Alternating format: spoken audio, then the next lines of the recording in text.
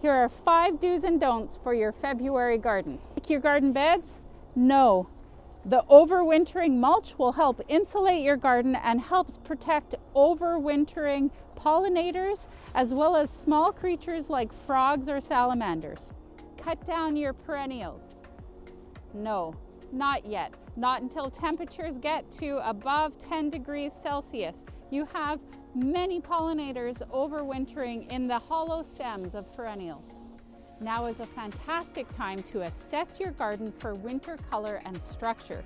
If you have any bare patches, once the ground is not frozen, you can think about adding some hardy conifers or shrubs or trees.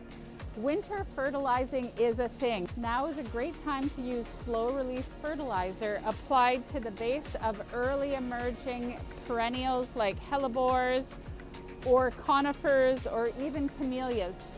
The fertilizer won't start releasing until the soil temperatures have warmed up slightly, but it will mean that there is available food when these early things start emerging.